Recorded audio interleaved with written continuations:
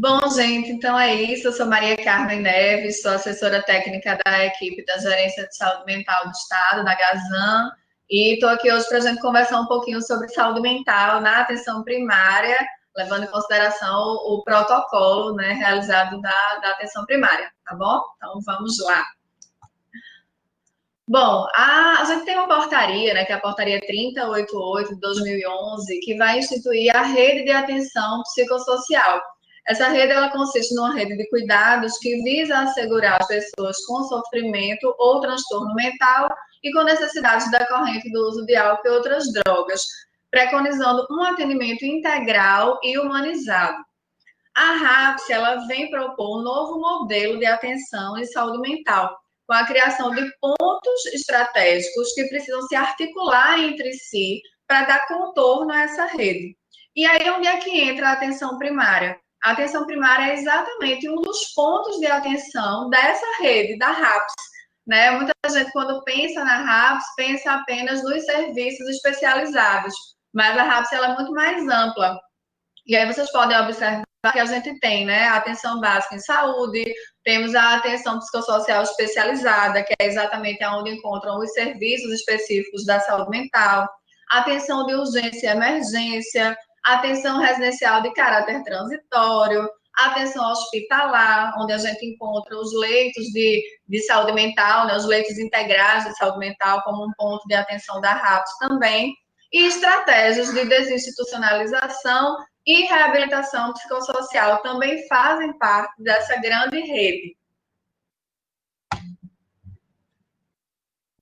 A atenção básica é muito importante a gente falar sobre essa relação, né? A atenção básica é onde nasce tudo. Todas as demandas elas vão pulsar e elas vão nascer ali nos territórios. Então, a atenção básica ela é um campo potencial para a saúde mental, como várias estratégias, né? O acolhimento do território. Então, aqui as equipes de atenção básica conseguirem fazer esse acolhimento às demandas, ao sofrimento das pessoas naqueles territórios, isso é super importante, desenvolver essa escuta, né? Você conseguir ouvir quem chega ali na unidade de saúde da família, o que é que está por trás daquela história, o que é que está por trás, muitas vezes, de um sintoma físico, é uma criança que chega mais chorosa, é uma mulher que chega ali meio assustada, né? É a equipe desenvolver essa sensibilidade também para poder perceber essas questões de saúde mental que muitas vezes não vêm como queixa principal, mas às vezes elas estão ali no pano de fundo. O usuário é atendido onde ele está. Então, isso é muito importante. O atendimento da necessidade e não só da demanda. A intervenção também a partir do contexto familiar. A família sempre vai aparecer como uma parceira no tratamento, tá? Então, essa atenção às entrelinhas, ao que pode estar ali acontecendo, aquelas demandas latentes, isso é super importante, que as equipes de atenção básica estejam atentas a esses sinais para que possam propor e pensar em estratégias no campo da saúde mental, levando sempre em consideração potencialidades da rede sanitária e comunitária. O que é que aquela comunidade tem de potencialidade? Como é que a gente pode trabalhar essas pessoas no campo da saúde mental na atenção primária? É uma necessidade de que a gente tem de deslocar o olhar da doença para o cuidado, para o alívio e ressignificação do sofrimento e potencializar justamente esses novos modos individuais e grupais de estar no mundo, né? É uma discussão e incorporação de estratégias e ferramentas da clínica da saúde mental para esse cuidado integral na atenção básica. E aí, quando a gente pensa, né, muitas vezes, porque a família acessa lá a atenção básica, então vão ter todos os exames clínicos, vai ter ali um dentista, vai ter o ACS, vai ter o médico, e sempre olhando muito para essa parte clínica da doença visível, né? Então, o que fica importante, o que é sempre importante a gente discutir quando a gente pensa o campo da saúde mental nessa prática da atenção básica, é exatamente essa sutileza do que pode estar por trás e a importância dessa escuta e desse vínculo que a equipe de saúde da família, a equipe que está ali no território, muitas vezes tem esse conhecimento pessoas, né, sabe como é que se comportam, muitas vezes são pessoas que moram naquele próprio território, então tem informações e tem observações e percepções que são muito importantes para o desenvolvimento das intervenções. Esse território, ele é o fundamento de organização da atenção básica, né? O território, ele pulsa o tempo todo, e pulsando junto com o território, pulsam as demandas de saúde mental. Então, se a gente for pegar uma parte de epidemiologia, que aí eu não trouxe em dados, mas isso já tem comprovação, muitas demandas de depressão, de ansiedade, né, de uso de álcool e outras drogas, essa demanda, ela é muito comum e ela é muito grande na atenção básica e precisa que algumas intervenções sejam feitas, né? Porque por mais que existam os serviços especializados, aqueles indivíduos, eles estão ali no local de moradia, na convivência comunitária, mesmo que eles acessem algum serviço especializado, eles voltam para esse território. Então, o território, ele precisa, sim, estar preparado para acolher essas demandas. O lugar onde as pessoas vivem e constituem suas subjetividades através exatamente dessas relações.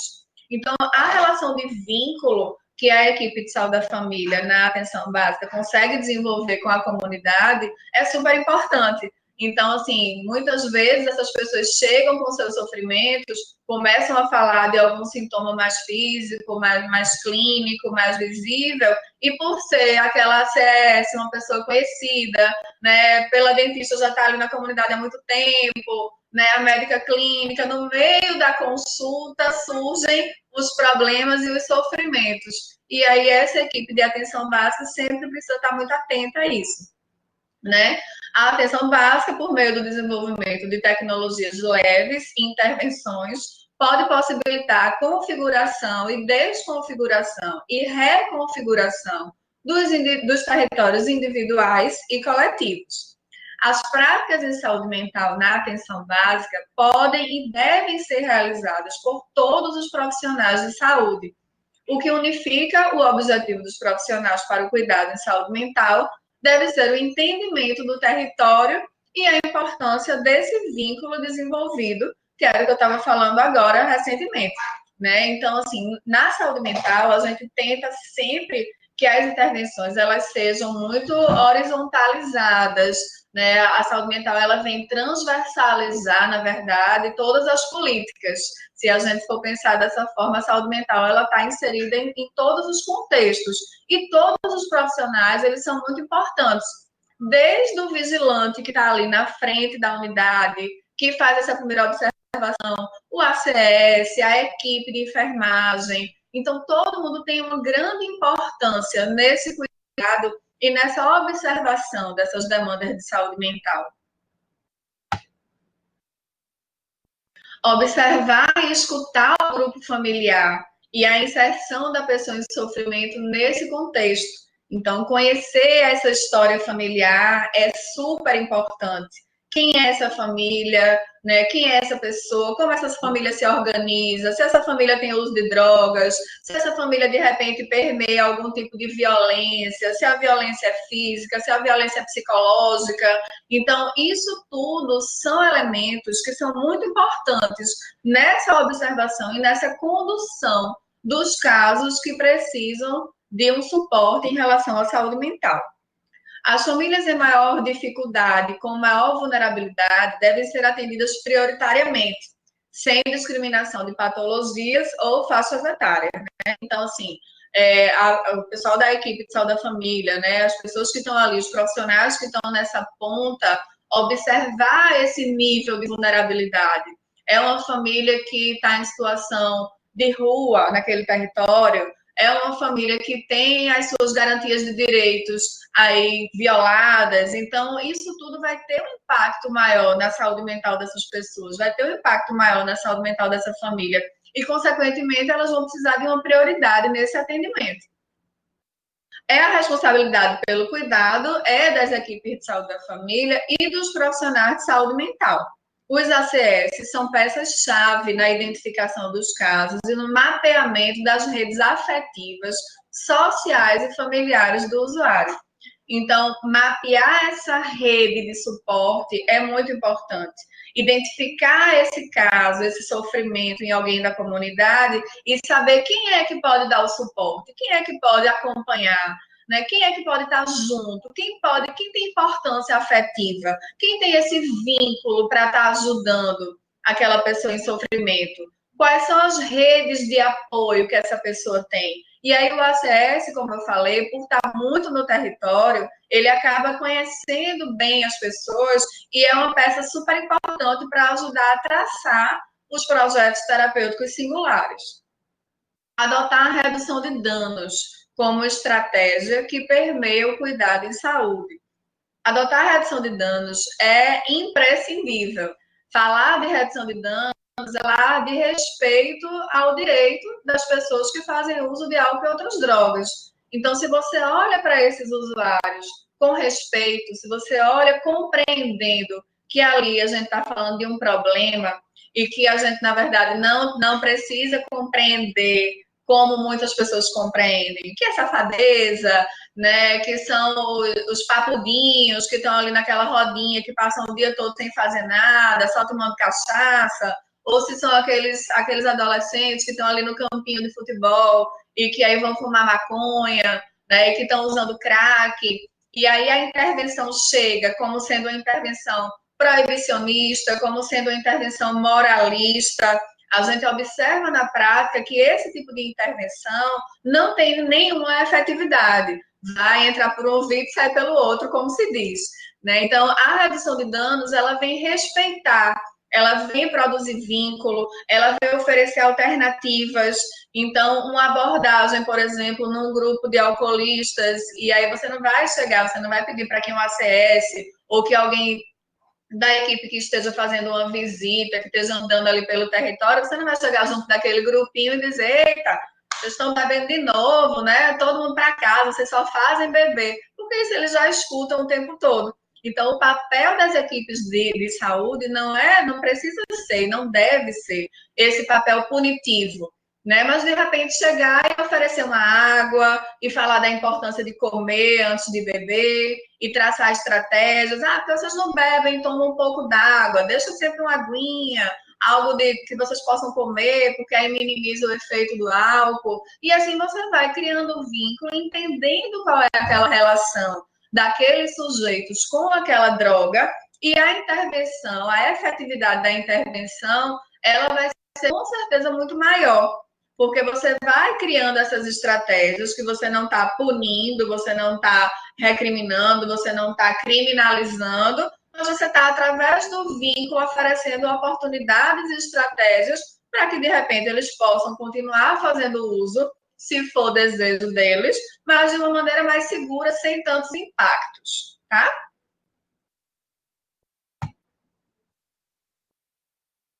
Na atenção básica, o desenvolvimento de intervenções em saúde mental é construído no cotidiano dos encontros entre profissionais e usuários, que ambos criam novas ferramentas e estratégias para compartilhar e construir juntos o cuidado em saúde.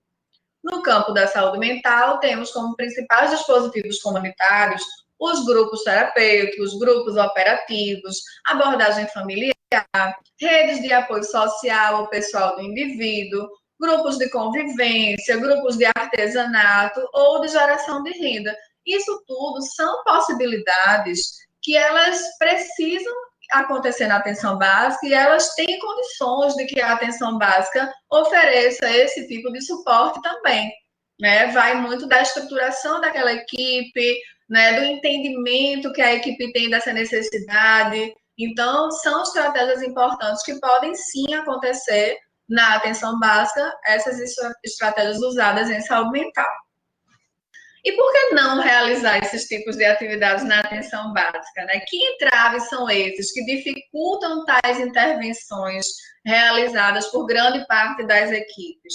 O que é que a gente observa? Existe ainda um grande estigma, né? Existe ainda o medo, existe a sensação dos profissionais que não estão preparados, que não foram, né, capacitados, que não passaram por qualificação. Então, esse medo, do desconhecido, esse medo de não saber manejar, ele acaba afastando muitas vezes essa demanda de saúde mental da atenção primária. E aí o caminho mais fácil e mais curto é encaminhar, né? Então vamos encaminhar para os serviços especializados. Quando tem um serviço especializado, ainda menos mal. Mas a gente sabe que hoje não é a realidade de todos os municípios. A gente tem hoje muitos municípios que não têm os serviços especializados e que as demandas de saúde mental elas precisam ser trabalhadas e as equipes precisam dar conta dessas demandas de saúde mental no território, porque não tem nem para onde caminhar, né? Então, o medo e esse estigma, ele provoca esse afastamento. A partir do momento que a gente traz essa discussão através de matriciamento, né, de conversas sobre a saúde mental com as equipes da atenção primária, a gente vai observando que esse medo ele vai sendo desconstruído, que as pessoas são pessoas, né, nas suas mais diversas formas de existir e que precisam de cuidado, certo? Há diversas formas de cuidado que os agentes comunitários de saúde e equipes de atenção básica já sabem que podem ser usadas no cuidado de saúde mental, mas é preciso estar aberto a esse cuidado. O medo e o estigma do doente mental muitas vezes vai interferir nesse cuidado e as equipes no movimento de defesa sentem-se despreparados nesse manejo e preferem encaminhar para a rede especializada, como eu estava falando. E aí, essa estratégia do projeto terapêutico singular, na verdade, deveria ser único. O projeto é do usuário, mas o ideal seria que fosse um projeto construído coletivamente entre a equipe de atenção básica e a equipe especializada, né, ou entre ambulatório e a equipe da atenção básica, porque esse território, gente, né, percebam que desde o início eu falo muito da importância do território, porque o indivíduo está nele, ele está no território, as demandas surgem nesse território, começam a ficar latentes nesse território, os sofrimentos acontecem dentro das próprias casas, muitas vezes, e ele sai desse território e ele volta para o mesmo território.